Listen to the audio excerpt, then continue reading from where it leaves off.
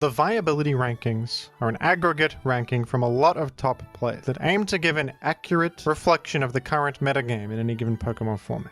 The power level of Pokemon is subjective, of course, and it's normal to have slightly differing opinions from these Viability Rankings, but they are still a useful resource just to see a good sense of what's good in the metagame right now. And everything ranked on these Viability Rankings is considered somewhat viable, even those in the lower tiers. The Gen 9 Viability Rankings for OU were recently updated, and I was taking a look, and I was surprised to see some of the Pokemon that ended up on here. Vileplume is a new face on the Gen 9 VR, considered a viable Pokemon in OU. That's pretty interesting. Bellibolt is on here. Maushold is officially ranked, and even Comfey, a Pokemon I haven't thought about in quite a while, is officially ranked in OU. All those Pokemon I just listed are in pretty low usage tiers, but they're considered viable in OU nonetheless. So what are these Pokemon doing for the metagame, and why have they ended up on this prestigious viability ranking? Let's find out, folks. Let's take a look at all of these interesting additions to the Gen 9 VR. And I would appreciate your support on the Iron Mugulis Plush petition on Makeship. As of recording this, we are 71% of the way there. I really appreciate all your support, folks. Thank you. So the new Pokemon on the Viability Rankings that caught my eye the most was definitely Vileplume. It's officially ranked in the NU tier, never used, and it's never been great. Often outclassed by other grass types. But interestingly, I did make a video recently about random battles where I mentioned that Vileplume is quite a good Pokemon in random battles, so it's funny that it's come up again here. This Pokemon definitely doesn't look like it should have a place among the top dogs of OU, with pretty poor stats across the board and overall underwhelming options. But Vileplume has made a name for itself in OU as a pretty fantastic Ogerpon Wellspring check. Ogerpon Wellspring is one of the best and most popular new Gen 9 Pokemon, and it's a fantastic choice in competitive singles. It has the powerful Water Grass Stab combination, and the very hard-hitting Ivy Cudgel, which is water type in the Wellspring form, with an enhanced crit chance too. That's the rough part about it. Can often deal really crazy amounts of damage with that enhanced crit chance. But Vileplume has a ×4 grass resistance, a water resistance, and of course, Poison Stab to actually directly threaten Ogerpon Wellspring, so you can pretty cleanly come in. What's also fantastic about Vileplume is it has the move Strength Sap. This is one of the best moves in the game actually, and not many Pokemon get it. Strength Sap will lower the enemy's attack stat by 1 and then heal you based on the enemy's attack stat. So you can often heal all the way back to full health. You can heal way more than usual recovery moves will allow you to against specific targets. And if this is aiming to check Ogerpon Wellspring, you're going to be healing a massive amount because they have such a high attack. Fighting resistance comes in handy against Zamazenta. Vileplume is pretty nice offensively into a lot of the metagame, like you hit all the ground types running around, water types. You can check fairies relatively decently. You can come in against a Moonblast and threaten a super effective Sludge Bomb. And being a poison type gives you that crucial toxic immunity as well as Toxic Spike's soaking.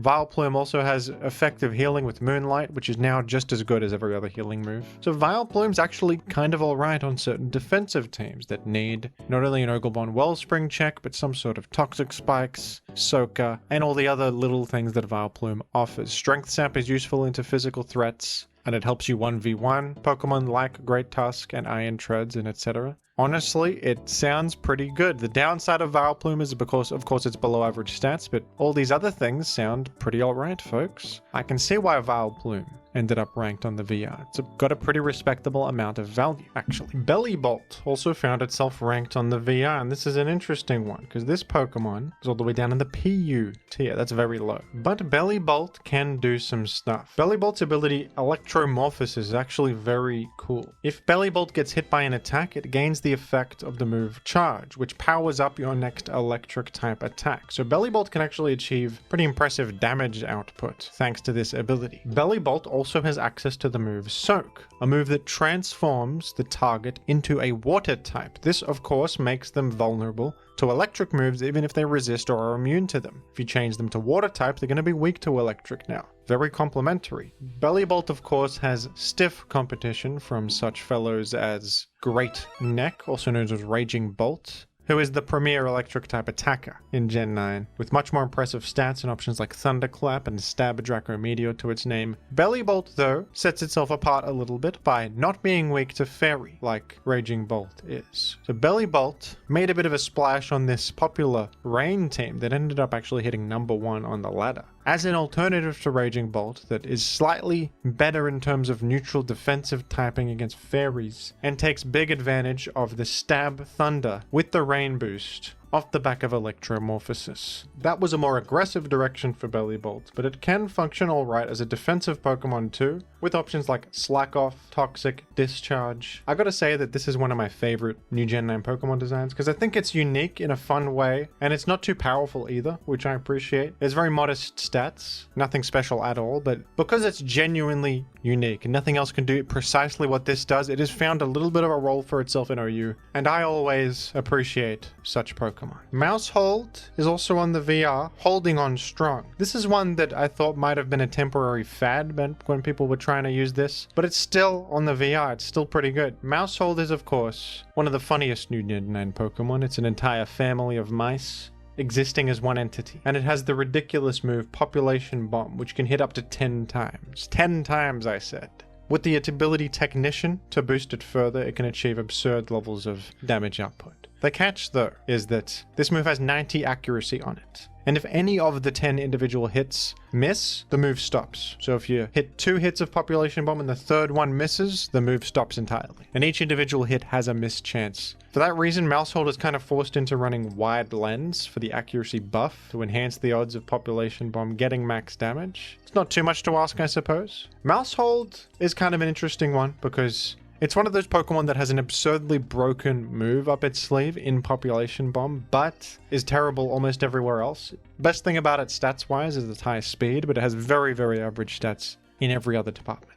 Does have the move Tidy Up though, which is a fantastic move. Tidy Up is basically like a better version of Dragon Dance. It raises your attack and speed, and also clears hazards from the field and substitutes. Very, very strong move, and it's a form of hazard removal that Goldango cannot stop. Goldango can block many other forms of hazard removal, but not this. So that is incredibly good, and it's one of the big selling points of using this. Not only can you use this to boost up your Maushold for powerful Population Bomb damage, but for simple hazard removal as well. Maushold also gets Encore, which is something that I think really glues it all together and makes Maushold actually pretty solid. Encore is a really strong move in the Gen 9 metagame with Pokemon like King Gambit and Raging Bolt running around who use the Sucker Punch effect. Sucker Punch being a move that has priority on it if your enemy uses an attack on the same turn. Encore can force them into repeating Sucker Punch, thus leaving them completely helpless, because if they're stuck using Sucker Punch, you can just never click an attack and they will eventually run out of Sucker Punches and lose to you 1v1. So Maushold can threaten to come in and Encore against both King Gambit and Raging Bolt. You can also Encore their Swords Dance and Calm Mind, respectively, and Encore has other uses all the time against healing Pokemon, hazard setting Pokemon, substitutions, various status effects, etc. The Encore is the utility that I think brings Maushold together in a major way. So this is a little Swiss Army knife. It is hazard removal, a little bit of sweep protection with the Encore, and Population Bomb can just deal a lot of burst damage to something. It's a little dangerous because it's going to get destroyed by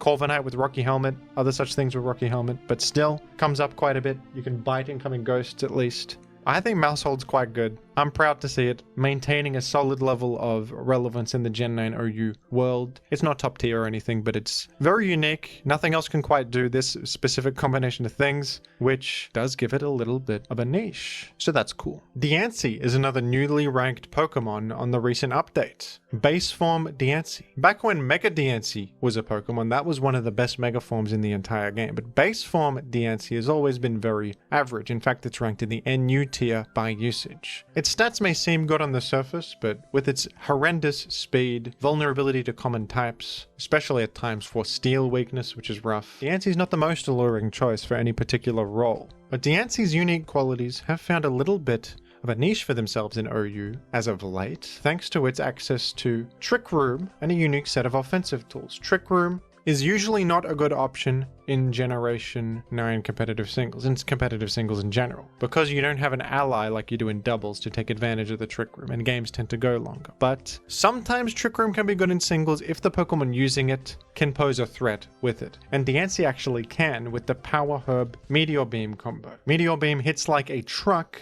with an unbelievable 120 power and a special attack raise. So Trick Room Meteor Beam is a pretty cool combo. You have Stab Moonblast and good coverage in the form of Earth Power. Fairy Ground is a good coverage combo, as Ground will cover the Steel and Poison types that resist Fairy.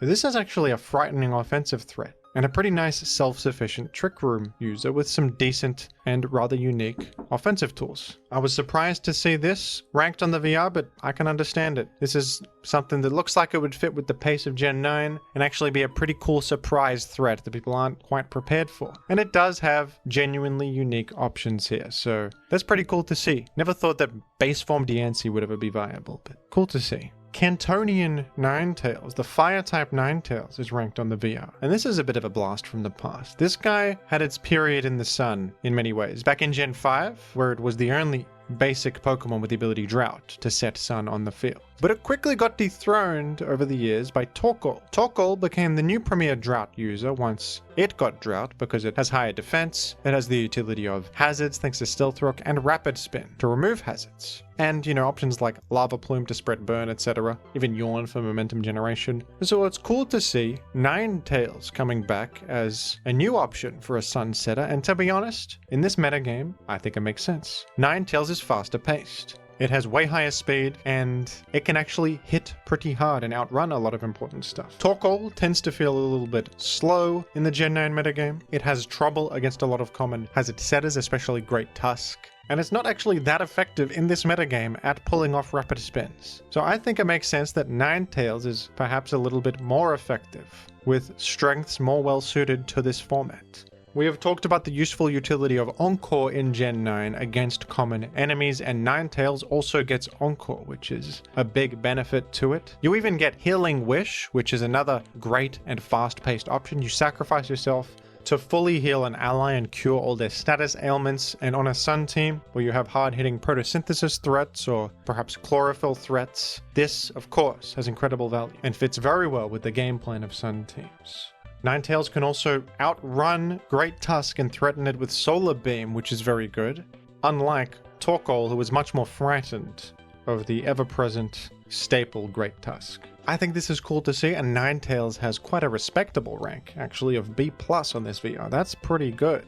In time, maybe Ninetales will prove itself to be firmly the best Sunsetter in OU. I don't know, Torkoal still has its value, still has its advantages, but Ninetales at the moment, just at a glance here at all of the things it can do, seems like it would be a better fit in Gen 9, for sure. And finally, you have Comfey, a Pokemon I have not thought about for quite a while, that jump scared me when I checked it on the VR. Apparently this is a Pokemon people have known about for a while as being a decent choice in Gen 9 OU, that had some success in the SPL tournament actually, which is pretty cool. Comfey is defined by its ability Triage, which is actually one of the best abilities in the game. Hacked Pokemon use this all the time. Triage grants +3 priority to all healing moves. Even if this was just +1 priority, it's a pretty strong concept, but +3 is crazy, because you're in a priority bracket higher than other moves like Extreme Speed, Sucker Punch. Faster Pokemon with their own priority are still going to be slower than your Triage boosted draining moves, so that is pretty damn strong. And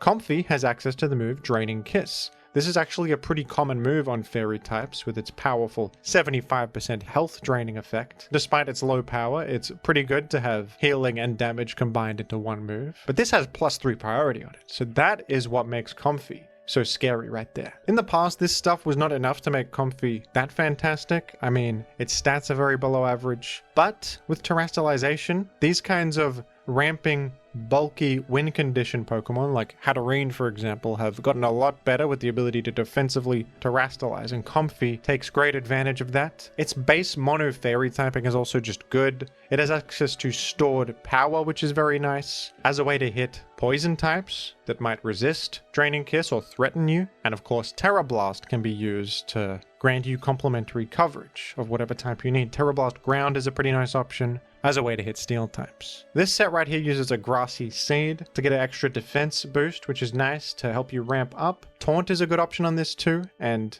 I mean, Priority Draining Kiss is just threatening to a lot of the metagame. I mean, think of like Booster Energy Iron Valiant, for example. This is a Pokemon that's going to outrun everything, but you can hit it with super effective Fairy type damage with Priority. Roaring Moon, same situation. This footage on the screen is genuine gameplay from tournaments where Comfey is absolutely tearing things up. I mean, look at this. This seems to be a very viable and pretty decent choice as a win condition in an endgame. Now, it does have its problems, because you probably do need to eliminate poison and steel types first before going in with this, but that's a decent game plan to build around, and this is a pretty nice option in a world where you do need a bit of priority against all the fast booster energy and speed boosting threats running around. Having a Fairy type doesn't feel too bad defensively, and with Terra and a metagame well suited to this Pokemon's advantages, Comfey is kind of having its time in the sun, which is nice to see. And Comfey has earned its position on the Gen 9 VR, I would say. It's actually pretty cool. So there you have it, folks. Some interesting additions to the Gen 9 VR that caught my eye personally, that I thought were cool new developments in the Gen 9 format.